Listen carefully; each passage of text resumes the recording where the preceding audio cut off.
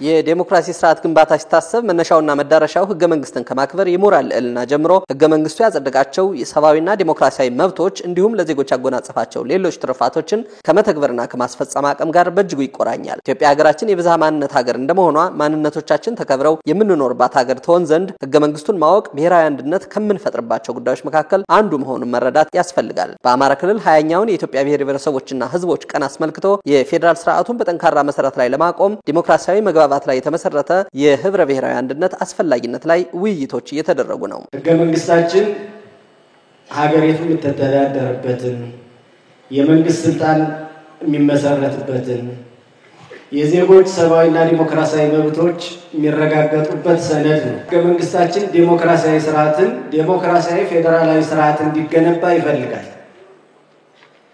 ይሄን በመናከብርበት ጊዜ ሁሌ ልናነሳው የሚገባው ህገ መንግስታችንን የማወቅ የማስተዋወቅ ግንዛቤ መፍጠር እና ህገ መንግስቱን የምንመራበት ሰነድ መሆኑን አውቀን የምንጠብቀው የምናከብረው የምናስከብረው ሰነድ እንዲሆን ጭምር ነው። ስለ ህገ መንግስታዊነትና ስለ ዲሞክራሲ ስርዓት ግንባታ በቂ ግንዛቤ መያዝና በየጊዜው መነጋገር የዲሞክራሲ ልምምድን የሚያሰፋ በመሆኑ ተጠናክሮ መቀጠል እንዳለበትም በውይይቱ ላይ የተገኙ አመራሮችና ሙያተኞች ተናግረዋል። በህገ መንግስት ላይ ያለን ግንዛቤና በዲሞክራሲ ስርዓት ግንባታ ላይ የእያንዳንዳችን ዕውቀትና ግንዛቤ ለነገሩ መከወንና መተግበር መሰረት እንደሆነ የሚያሳይ ነው።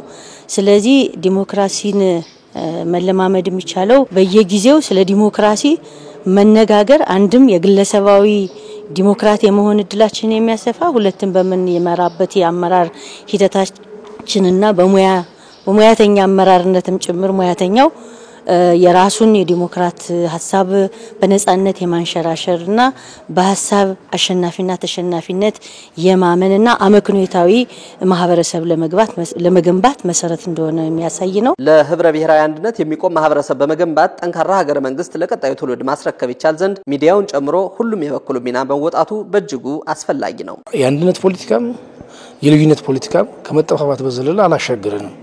አሁን ሊያሻገር የሚችለው ህብረ ብሔራዊ አንድነት ልዩነትን የሚቀበል ግን ደግሞ ብሔራዊ አንድነትን ወንድማማችነትን ህብረ ብሔራዊነትን የበለጠ የሚያጠናክር ስርዓት ትርክት መትከር አለብን ተብሎ በጣም ስፋት እየተሰራ ነው ያለው። ከዚህ አንፃር ሚዲያዎች ሚናቸው መጫወት መቻል አለባቸው። ምክንያቱም የመጣንበት መንገድ የዋልታ ረገጥ መንገድ የመጠፋፋት መንገድ ነው። የመጠፋፋት አዙሪት ነው የቆየ ነው። ከዚህ አዙሪት ልንወጣ የምንችለው ደግሞ ህብረ ብሔራዊ ወንድማማችነትና አንድነትን ሊያጠናክር የሚችል የትርክት መትከል ስንችል ነው። ይሄ ላይ ስንቆም ነው በዋናውና ሀገራዊ ጉዳዮች ላይ የጋራ አስተሳሰብ የጋራ አመለካከት የጋራ ቁመና ልንይዝ የምንችለው ማለት ነው። ሀገራችን የብዝሃ ማንነት ሀገር እንደመሆኗ ህገ መንግስቱ ያጎናጸፈውን የፌደራሊዝም ስርዓት በጠንካራ መሰረት ላይ ለማቆምና ሀገራችንን ለማሻገር መደጋገፍና ወንድማማችነትና ህትማማችነትን ማስፋት ከሁሉም ብሔር ብሔረሰቦች ይጠበቃል። ህገ መንግስታችን እንደሚያስቀምጠው መንግስታችን ፌደራላዊ መንግስት ነው። በፌደራሊዝም ስርዓት ውስጥ አንደኛው መከበር የሚፈልገውን ያህል ሌላኛው መከበር አለበት። አንደኛው ፍላጎት እንዳለው ሌላኛው ፍላጎት አለው።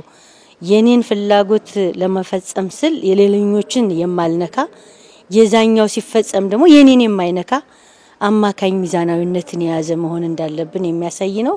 እንግዲህ እንደምታውቁት ሀገራችን ብዝሃ ቋንቋ፣ ብዝሃ ባህል፣ ብዝሃ ሃይማኖት ያላት ሀገር ናት።